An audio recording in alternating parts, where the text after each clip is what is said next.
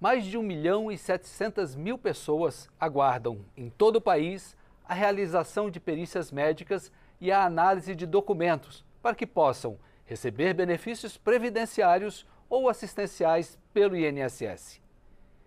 Mais de 500.000 dessas pessoas aguardam também para receber o benefício de prestação continuada, o BPC. E a espera é grande também em outros pedidos. Por exemplo, dura em média 171 dias, quase 6 meses, para a liberação do auxílio acidente e 63 dias para a concessão de aposentadoria por idade. E esses dados são do próprio INSS. Eu sou William França e é sobre esses números assustadores e o impacto dessa demora no atendimento aos segurados que eu converso agora com a deputada Gisela Simona, que representa o estado de Mato Grosso pela União Brasil, que está em seu primeiro mandato aqui na Câmara. Deputada, seja muito bem-vinda ao Palavra Aberta. Obrigada, William, a todos que assistem aí o Palavra Aberta. É uma honra estar aqui e conversar de um assunto tão relevante, né, para grande parte da população brasileira. Eu vi que a senhora apresentou aqui na Câmara um requerimento ao ministro da Previdência Social para que explique esses números todos e estabeleça prazos. Isso dentro de uma proposta que o próprio governo está tentando resolver, uma vez que ele editou uma medida provisória para tentar encurtar essa fila, não é isso? Exato, né? Eu tenho sido constantemente aí abordada por vários cidadãos, exatamente reclamando, né, do tempo que tem demorado, ora para conseguir a sua aposentadoria, para receber um auxílio maternidade, um auxílio acidente, né, o BPC, enfim, outros benefícios aí que estão sobre o manto da Previdência Social, e vejam que há essa demora. Nós temos essa demora e quando o governo vem lá no dia 18 de julho, né, e sai essa medida provisória, né, para enfrentar a fila da Previdência Social no país, é algo que realmente aparece e surge uma esperança no fim do túnel para esse problema, né, que na verdade vem e geralmente nós precisamos da Previdência nos momentos de maior vulnerabilidade aí do cidadão como um todo. Então vejam que nós fizemos esse requerimento, né, nós queremos aí saber exatamente como é que está sendo esse enfrentamento à fila. Fiz uma visita presencial ao INSS lá no estado de Mato Grosso, para que na prática eu pudesse também saber como que isso está acontecendo, porque vejam que os próprios servidores aí lotados na autarquia, eles são chamados a extrapolarem a meta diária de trabalho, né? Eles têm um auxílio financeiro para poder atender além da fila, como nós temos aí a liberdade com que peritos, por exemplo, até de outros estados da federação que estejam num prazo menor, possam ir a estados que estão com atendimento mais atrasado, né? Tudo isso para agilizar essa fila. O que é importante, mas de novo, nós precisamos saber se isso é o suficiente para que essa fila realmente acabe no Brasil. É esse o objeto do seu requerimento, do seu pedido, para que o governo explique como é que vai funcionar na prática essas regras, essas mudanças para tentar agilizar. Mas eu queria saber a opinião da senhora, uma vez que a senhora já esteve até num posto do INSS. O que faltam? São servidores ou é uma questão de gestão? Qual é o problema que a senhora identificou? Eu identifico mais de um problema, William. Veja que nós temos aí um problema, sim. Para atender a demanda, né, o número de servidores é menor do que a demanda tem. Nós temos agências insuficientes dentro do Brasil do INSS, tanto que muitas pessoas se deslocam aí quilômetros aí de distância para poder ser atendido mais rapidamente. E no seu estado essa é uma realidade, Mato né? Grosso, que é um estado continental, eu digo, né? Nós temos aí cidadãos andando mais de 600 quilômetros para conseguir ter uma perícia um pouco mais rápido. Porque como o atendimento hoje ele é todo virtual, então quando você abre, você verifica que muitas vezes numa cidade mais distante é mais rápido do que aquela que é mais próxima de você. Digamos que é menos demorado. Menos demorado, exatamente. Mas eu tenho situações de quem hoje, conversando com um cidadão de Paranatinga, que é um dos municípios de Mato Grosso, que ele abrindo a tela, se ele for para Rondonópolis, que é a cidade mais próxima dele, só tem vaga para o próximo ano, né, de 2024 já. E se ele for para Água Boa, que é uma cidade ali quase 500 quilômetros de distância, ele ainda consegue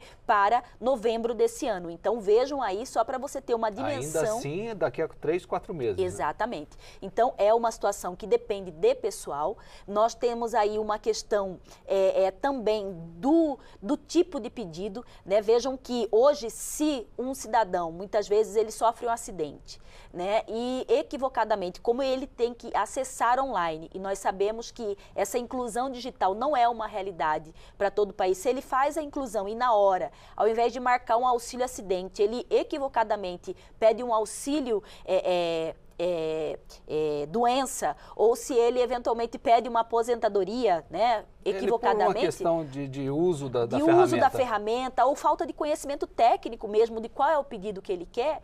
Quando é feita a análise desse pedido, o servidor da Previdência, ele não pode, olha, não cabe aposentadoria, mas cabe o auxílio acidente. Ele simplesmente indefere e ele tem que entrar com esse processo novamente. Então, isso é muito ruim, porque vejam que, de novo, hoje, se você for direto numa agência do INSS, eles dizem que você não vai poder ser atendido, você tem que ir para o digital fazer. Então, eu acredito que nós ainda não estamos nesse estágio evolutivo aí do digital para fazer isso com todo cidadão. Nas comunidades um pouco mais carentes, mais carentes, e é isso, né? Você que é justamente quem, na maioria das vezes, é o usuário dos serviços do INSS, da Previdência Social. Então, há essa dificuldade. Então, também, nós temos um problema então, do que é o correto, o pedido correto a ser feito, quando você tem o agendamento disso, o aviso, né, porque aí muitas se socorrem de alguém para ajudar, né, é alguém de uma lan house,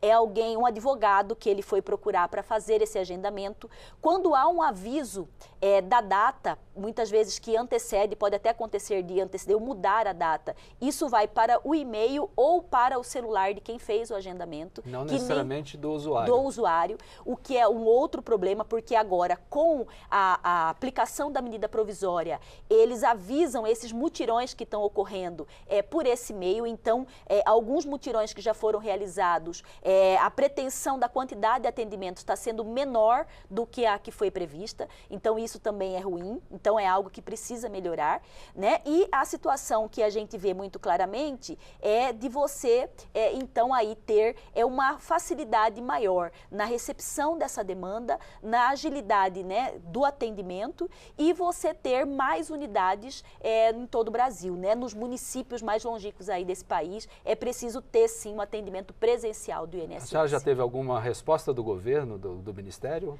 Não, ainda não tive, né? Isso passa pelo nosso presidente, o Arthur Lira, que já deferiu o pedido, já foi para o Ministério, né? Estamos aguardando essa resposta e queremos ela antes, inclusive, da conversão, né, em lei da medida provisória, até para se fazer os ajustes que são necessários. Então, ali a gente pede não só a quantidade, mas a gente pede, por exemplo, informações sobre quais são exatamente os caminhos que o INSS precisa para poder fazer com que essa fila, por exemplo, nos mutirões que estão sendo realizados, ela se estanque, mas não voltem a crescer no país. Ela seja efetiva, né? Exato. Essa medida tenha efetividade, não é isso? Exatamente. É o que nós precisamos e é o que o beneficiário precisa para ter dignidade nesse momento de doença, nesse momento, muitas vezes, de um acidente, né, de um período de maternidade ou da sua aposentadoria tão almejada ao longo de toda a vida. Muito bem. Nós estamos caminhando já para o final, mas antes eu queria saber da senhora, a senhora está chegando aqui na casa, na Câmara dos Deputados, a senhora tem um mandato voltado para essas questões sociais?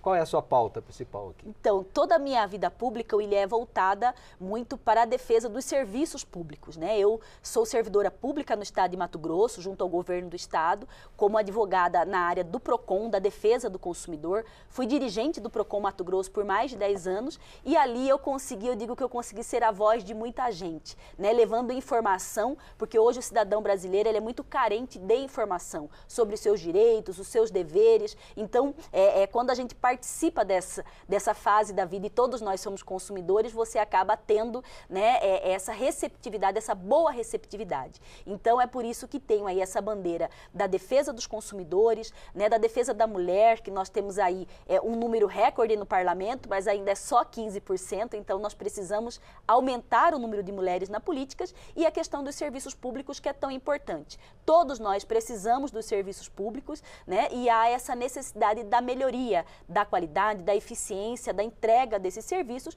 e o meu mandato está aberto exatamente para aqui colaborar com essa eficiência. Muito bem. Deputada Gisela Simona, seja muito bem-vinda e sucesso no seu mandato. Eu que agradeço e quero aproveitar aqui a sua audiência para deixar nossas redes Gisela Simona Oficial para que possam acompanhar um pouco mais do nosso mandato. Muito bem.